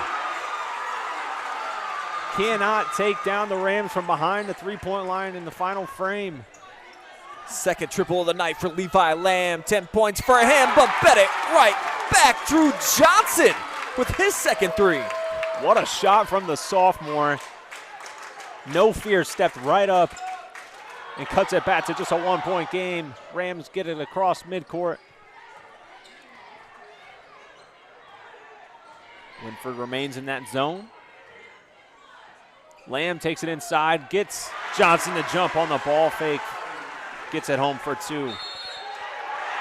Back-to-back buckets from Levi Lamb, and look at the student section jumping around. Huge right there for Lamb. Saw it right off the inbounds, kind of caught everyone off guard except that student section who had a nice front row view. And now a chance to tap on one more. And that's the first points of the night for Gavin Fry. Couldn't have come at a better time. 6-point lead now for the Rams. I believe their largest of the night. And they're not stopping either. They're not just going to let the Royals run down the court, applying their own soft pressure the entire way up. McGuire now wants to fire a triple of his own, and you just can't make this up. Timeout. Big time players make plays when it matters most. We're in money time, of course, cashing some checks right there from way outside. Grant McGuire making his 14th three-pointer of the season, second in this contest. Doesn't shoot it at a high percentage out there, 29%. But if you do anything with confidence, you're going to be successful. He didn't even think twice about this one. And that's what I mean. These guys, you know, whether it was going to be Holden or Isles or both jumping right at him, he already made up his mind. He was going to be shooting that one, and it paid off. 3-point game with 2.5 left to play. Joshua Banks does great game so far. You're exactly right with that one, Mr. Banks. This play's resumed. Fry. And the Rams need to get it across midcourt, and they will. And we've already seen the soft spots so far of this zone defense, the corners, or a great cut, but a tough finish there on the Mike and drill layup, and that's off target. And Wynford, chance to try to cut down on this deficit. Just feels like they're looking for three here. And they'll fire one away. That bounces out. Fry collects the rebound. The Rams looking to go quick. And it'll be a turnover, so it's headed right back to the Royals as we fall under 2 minutes to play in the ball game. Giveaway number 11 for Upper Sandusky. They've done a decent job of taking care of the basketball, though, in the second half. That's just their 4th turnover. We'll see if Wynford can make it costly for him as we're sub 2 minutes to go. McGuire up top, guarded by Daris. Gets a screen, puts up a contested three, and it bounces out. So the Royals continue to look to tie this one up, but can't convert, as the Rams probably would like to take a few seconds off the clock this possession. Fry left alone. Can't pass that one up. Goes inside for 2 more big points. All 5 of his here in the 4th quarter in crunch time. The last 2, huge. And fans on their feet as we approach 60 seconds to play. The Rams looking for a big knockoff over number 4 in the N10, but Keenan Allen has other ideas, and the triple rims out. Yeah, that puppy was halfway home. Rams doing a nice job of holding him to a one and done. Another clean look inside. Rams can feel it now. Huge shot there. A little early to say the dagger, but awfully close. But my words eaten right back up. McGuire into the lane with a chance for one more. Yeah, never say die if you're Grant McGuire. Gets holding on his back, showing off the strength, the athleticism. Nice finish, a chance to cut it down to a 4-point deficit. 35.7 left to play in the 4th quarter. McGuire, his free throw bounces off the top. Huge call coming up here, and it's staying with the Royals. Let's take a look and see who that one went off last. It looks like the right call. Looks like it caught the palm of Daris. So the heartbeat definitely still thumping, still alive here if you're a Wynford Royal fan. Got to get some points, though, on this possession. And going to none other than McGuire. Is going to swing it to Allen in the corner. And staying down here, foul called on Fry.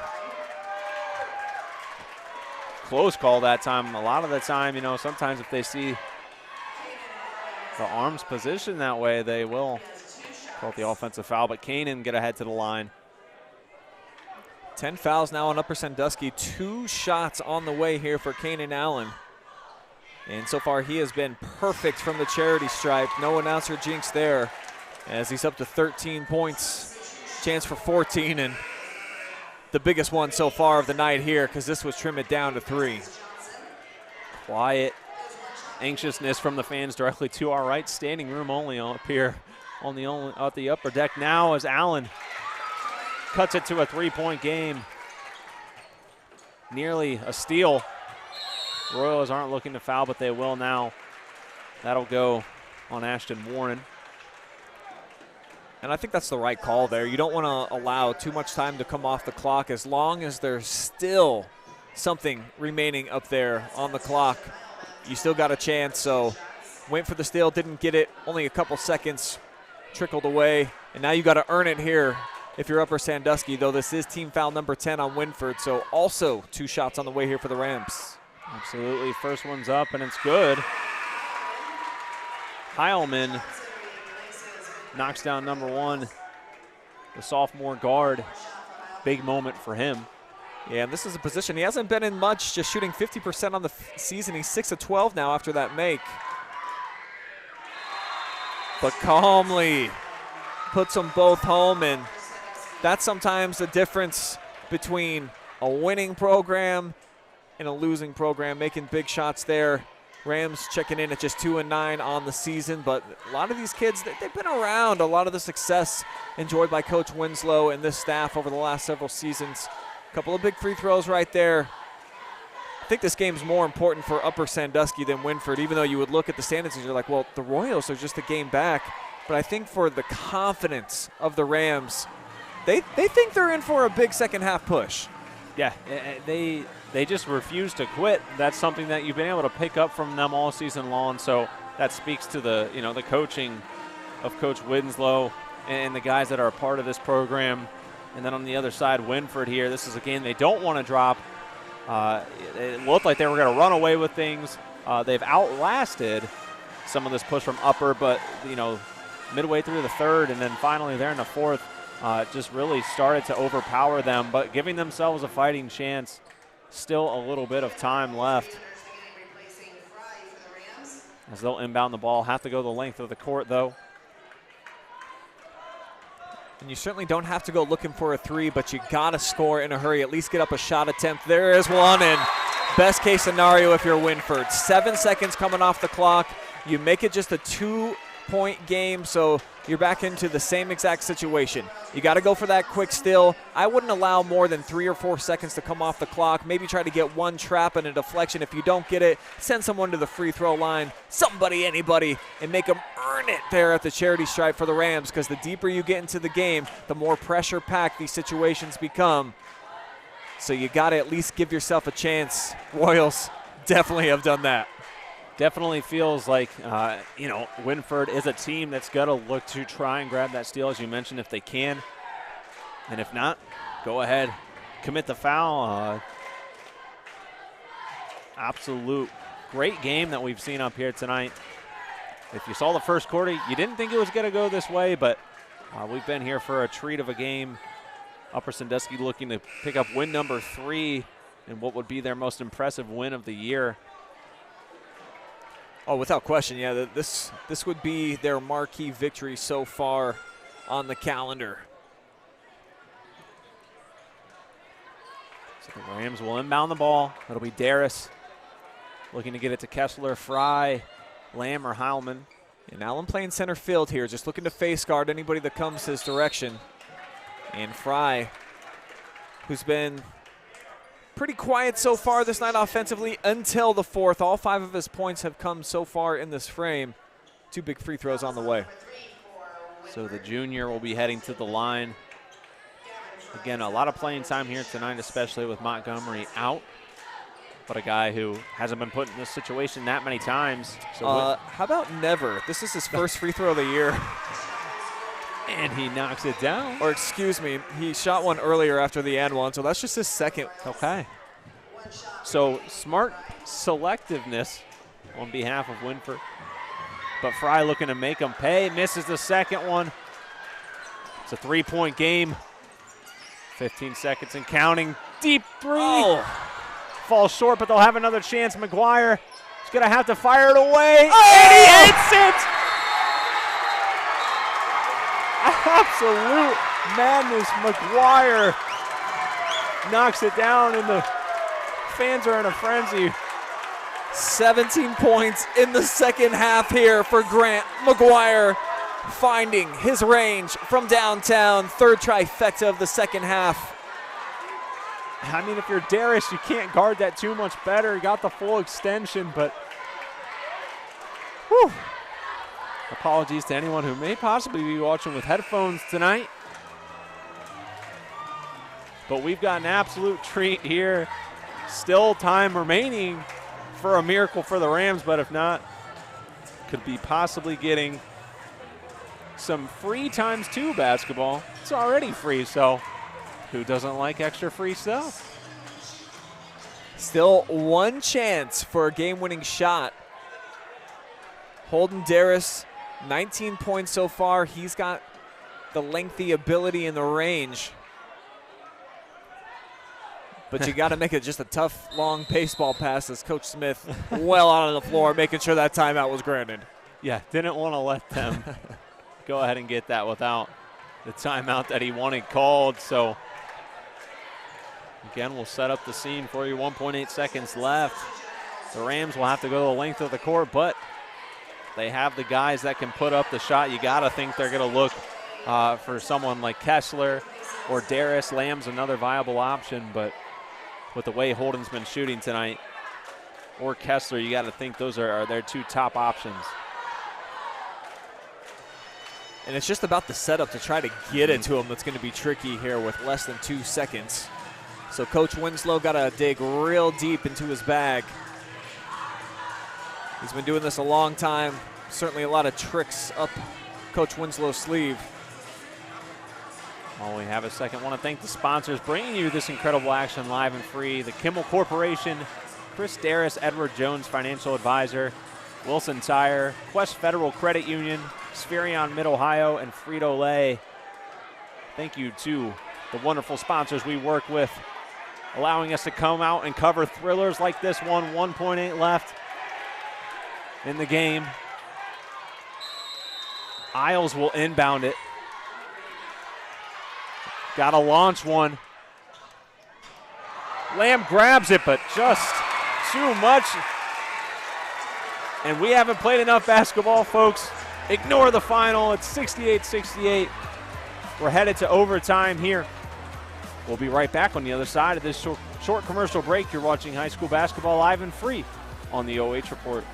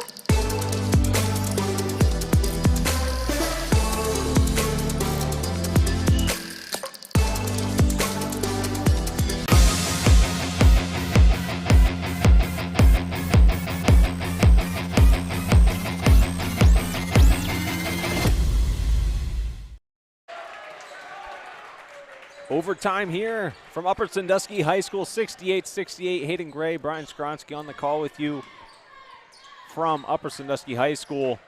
Rams will get the first crack at scoring here in the extra time, and they'll make the most of it. That's Drew Johnson lighting it up from downtown. His third made three of the evening. So the Royals take their first lead since their first time losing it back earlier in the quarter. Kessler shot no good. Offensive board fought for by Isles. And a foul called. That'll go against number 12, Grant McGuire, who hit that huge shot to send things to overtime. Just his third. The only player in immediate real foul trouble out on the floor right now is Ashton Warren with 4. So he's got to be careful as the freshman finds the range there. Knocks down the first free throw. Isles with 10 points now. The fourth Ram in double digits, knocks down both. Gavin Fry will check back in. Isles will sit down. Looks like they'd like to use him more offensively, have Fry be the defensive man.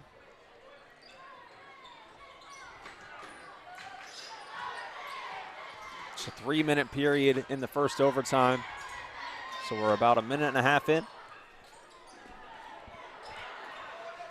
Nearly a turnover on the exchange. McGuire launches it, and it will result in a turnover. Couldn't be corralled in by Ryan Fuss. Yeah, definitely a really tough pass right there.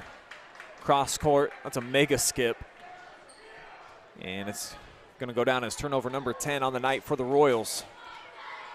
Rams want to get back the lead here. As Lamb kicks it to Daris. He's guarded by Allen. Taking their time. Daris guarded by Robinson. They've been going back and forth all night as well. Fry thought about a triple, but instead gives it to Kessler, who swings it now. Heilman hits a cutting Daris for two, plus a chance for two more. One more. This is just beautiful basketball by Holden Daris, recognizing that Kanan Allen didn't see both that time. He put both eyes firmly on the gentleman with the ball. Daris with the backdoor cut, giving Upper Sandusky the lead and trying to go for point number 22. Splash. That free throw solidifies at least a 2-point cushion. But the Royals want the lead back. Shot no good. And Daris right back off and running. Jump stop, puts up the shot, but too strong. And Robinson and the Royals right back down to the other end. But they'll reset. Approaching 120 seconds left. McGuire from the same spot. He hit the clutch shot, too strong. Offensive rebound brought down by Ryan Foose, though. No good, and McGuire with a huge assist on the offensive rebound. We're tied back up again. Yeah, that was ginormous. It looked like it was going to be a foul, but he just got so much lift that he did not have to go into Holden Daris, setting up Johnson. He's now got 13 points, and we're back to even 73 apiece, approaching 90 seconds to go here in overtime session number 1. Lamb likes that corner shot. He's patient. He gets hacked on the way inside. And that's going to be foul number 5 now on Kanan Allen. So we've seen the last of him on the night, and he really was dynamic in the second half. Just 2 points at the break. He finished with 17, so they'll certainly miss his offense, his enthusiasm, and his leadership out on the floor. Yeah, and I mean, you know, if it's not McGuire, a lot of the guy that they were looking for in those secondary shots was Kanan. Initially put up that first 3 to try and force overtime. So 2 guys that played massive roles tonight for Wynford, both foul out, McMillan and Allen, but McGuire and the gang look to keep things afloat. Second free throw knocked down by Lamb. 74-73, 125 left to play in the first overtime. Ryan Foose dribbles it around, can't find anyone. And timeout will be called by Coach Smith. Take one more look at that layup we talked about earlier. Like you said, the elevation McGuire got, it was like he just wanted to grab it out of midair. Yeah, both teams with 9 offensive rebounds. One of the biggest ones was that one right there that looked like initially it was going to be over the back type of call. Instead, it ends up with 2 Wynford points. And now they're trailing by just 1 here in the closing minute of overtime. Heck of a Northern 10 game. Everything that we expected so far tonight. We've even got a healthy serving of more. Gotta love overtime, and didn't get to play in a lot of these when I was growing up, but definitely it just feels like the stakes are elevated when you get to this point in the game. each possession so critical. And, Wynford definitely wants to get the job done here tonight. They'll have a bit of a break, but on the 21st, they got to go play Cary. That's obviously no slouch in the N10 and no easy competition. Upper will be back in action tomorrow against Kenton, but Wynford really would like to get a win that probably, in their eyes, they didn't look past, but expect to walk out of here tonight with a W. So they'll try to do so with the time we have remaining, approaching 60 seconds. Down by 1. Mid-range jumper from McGuire. Shot just so smooth here in the second half. Yeah, he's been steady. He's definitely had the hot hand, but I just like the way that he's navigating the offense right now. Not pressing or looking for too much unless he has to. But Daris typically has been his equal so far. Right now, McGuire with the big defensive rebound got his Royals in a great position. And so now the tables turn. And Upper's got to decide how long they'll be comfortable. And they decide at the 34-second mark that they'd like to stop the clock. That'll go against Levi Lamb. And McGuire, probably not the guy you necessarily want to put at the line. He has a chance to make this a 3-point game.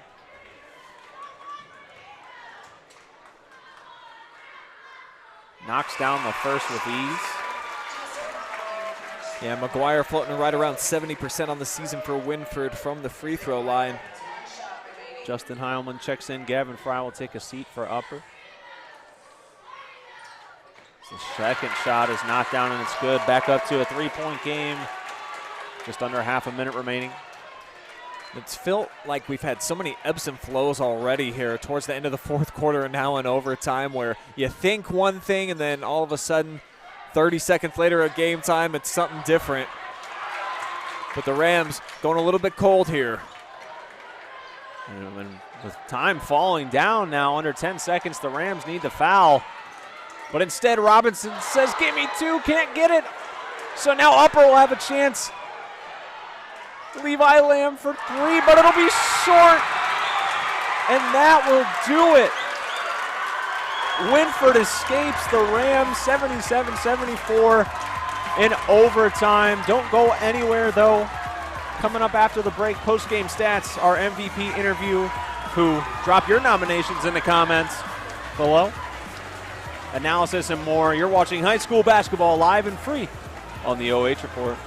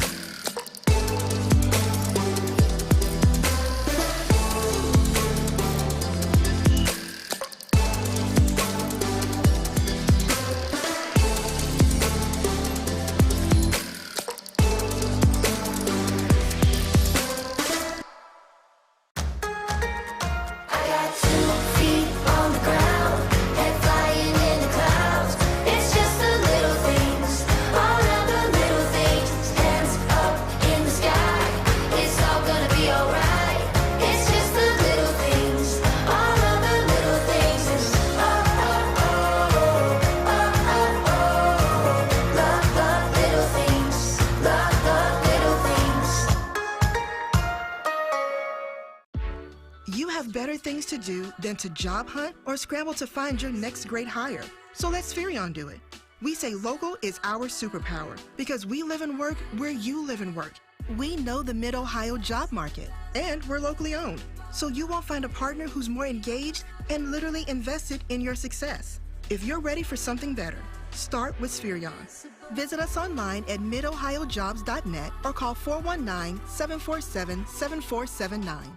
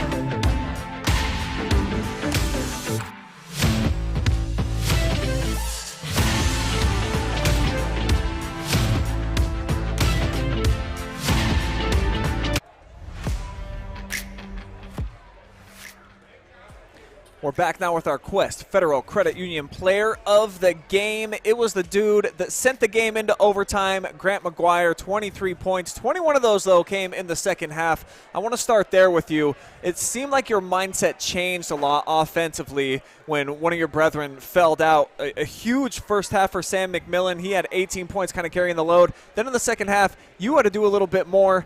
Take me through that adjustment and just having to do more offensively. Well, Sam's been a key player for us all year, and, well, he's had quite a few games where he's been in foul trouble, so had to learn how to step up when he's in trouble, and I feel like I did a good job of that today, and I got a lot of rebounds, and I got a lot of points off of those, so just stepping up and doing my thing when he's out is what we need to do to win. And you hit the biggest shot of the night. Take me through the three-pointer that actually tied the thing up and sent it to OT. Well, I didn't actually know how much time was left. I didn't know there was only 1 second left when I made it, but I saw him.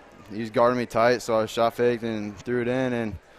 And just I wasn't shooting well in the first half, so I felt confident when I shot it and kind of knew when it was going in right when I left my hand. 13 made threes for the team tonight. It wasn't something that you guys came into the game where you were a high-volume making team from the land of three. Why tonight? What was the difference there? Good gym. It's a good shooting gym. I've always thought that since middle school. But, no, we shot all week in practice and to get ready for this game, and we knew we needed to come out hot to win. Yeah, you definitely did that. You guys led. You had the big double-digit cushion in the first quarter. Upper Sandusky slowly got themselves back into the game. So to pull this out, to force overtime and escape here with a victory, this has to feel really big for you guys right in the thick of the conference chase. Oh, yeah. We needed this win, and I think we're third place now maybe, tied for third. I don't know if Mohawk played tonight or not, but it's a big win for us. We knew we needed to get it, and we're still chasing 1 to 10. Yeah, just 2 losses for you guys right now in the league. The leaders just have 1, so it's kind of just all jumbled right there at the top. How much fun do you expect this thing to be over the second half of the season? Whole lot of fun. A lot of games to be played, so you never know what's going to happen. So just need to go out and play hard every night and do our thing, and I think we'll be fine.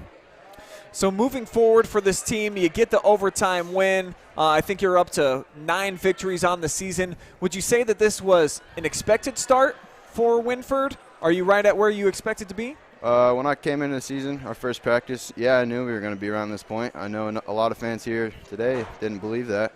I mean, the past few years we've been struggling, but we came in, did our thing in practice. We knew we wanted to be good this year. We were tired of losing, so came in, and I think we're right where we knew we were going to be. And for you right now, standing here, no shoes on, typically right after the game, is that one of the first moves, just kind of pop off the sneaks? Oh, yeah. Yeah, I got my feet hurt. Yeah, you got to go for comfort. Anytime that you score 23 and a lot of those coming in the second half, you deserve to be able to walk up here in the Sox. So we had a decent viewing audience tonight. If you want to give a shout-out to anybody that might be watching that didn't get a chance to make it into the building, now's your time. My dad's currently somewhere out in an island in the middle of the ocean, so a shout-out to him. Yeah, big shout-out to Pops. Grant McGuire, our MVP tonight, brought to you by Quest Federal Credit Union. Hey, awesome stuff, man. Thank you. We're going to step aside, take a quick timeout. We'll be back, wrap things up with final stats and more from Upper Sandusky.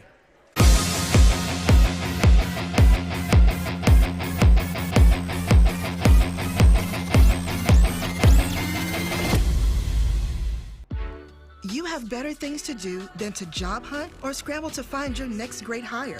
So let Spherion do it. We say local is our superpower because we live and work where you live and work. We know the Mid-Ohio job market, and we're locally owned. So you won't find a partner who's more engaged and literally invested in your success.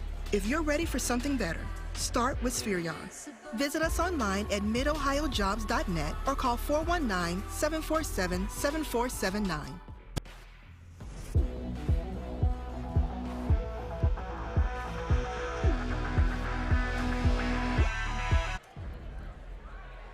Welcome back to the post-game show, the wrap-up, brought to you tonight by the Kimmel Corporation right here in Upper Sandusky. You just heard from Wynford's Grant McGuire, big part of the reason why the Wynfords made it to OT and got that 77-74 victory. And Brian, let's not keep the folks waiting for any mysteries. Let's take a look at those final statistics tonight. What really jumps off the page and stands out for you?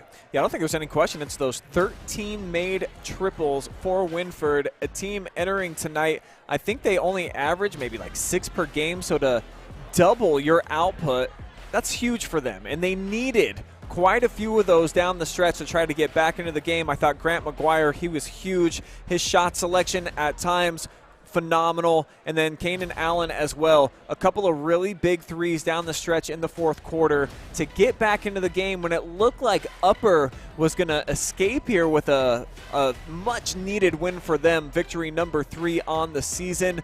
But unfortunately, sometimes the snowball effect happens. You're having a losing season. Things come crumbling at the end of games. That was the case for Upper Sandusky down the stretch in this one. But, hey, I think you got to give even more credit to the big-time performances from the McGuires, the Kanan Allens, and certainly in that first half, Sam McMillan, all 18 of his coming in the first 2 quarters of action. Absolutely. So Wynford improves to 9-3, 5-2 in the N10, and Upper Sandusky falls to 2-9, 2-5 in the conference. Coming up next, as we mentioned, for Wynford will be Cary on the 21st at 5 p.m. Upper will take on Kenton tomorrow on the road at 6 p.m. Tomorrow on the road for the OH report, quite a bit. I know you got a busy day that I need to get you home and get you tucked in the bed for, Brian. Crestview, 10 a.m. wrestling. Tell me how I can watch that. Yeah, it's going to be live and free right on our main YouTube channel as well as our Facebook, and there's lots of quality teams. I know our buddy Zach Truax is going to be there with me on the call, and he went scouting it out. It's a 2-day event over there at Crestview, and he was just naming off all of these top contenders from around the state. So there's plenty of state-ranked dudes that are going to be going head-to-head. If you want to watch some ladies basketball action, you have probably the biggest game of the day. Yeah, I'll be over at Mohawk for another great N10 game between the Lady Warriors and the Lady Buckettes of Buckeye Central. So that'll be at noon. I'll be over there. Joshua Banks, who is watching tonight, he'll be with me. That'll start around 11:50 on Channel 3 of our YouTube and on our Facebook page. And then the nightcaps, not disappointing either. Crestline at Cardington, 7:30 p.m. That'll be a fun KMAC game with Travis, of course. Mark Bollinger on the call.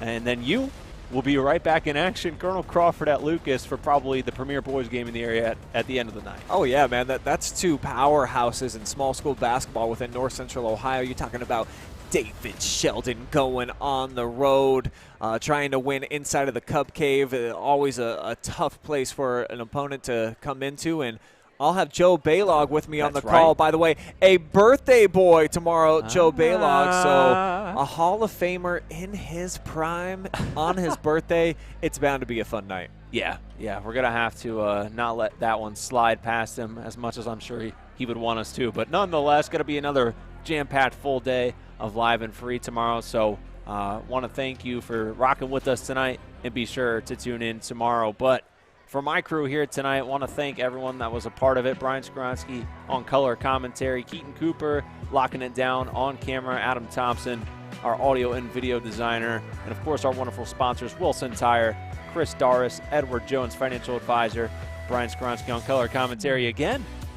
2 times tonight. The Kimmel Corporation, our pregame sponsor, Frito Lay, and Spherion Mid-Ohio, our commercial sponsors. Would like to thank the Upper Sandusky Athletic Department for having us here all season long and really becoming one of our second homes this year. So one final time, the Rams can't get it done in overtime. They fall 77-74 to the Royals. You've been watching high school basketball live and free on the OH Report, powered by VS Media Productions, the future of local sports. For Brian Skowronski, I'm Hayden Gray saying so long, stay safe, and have a great night.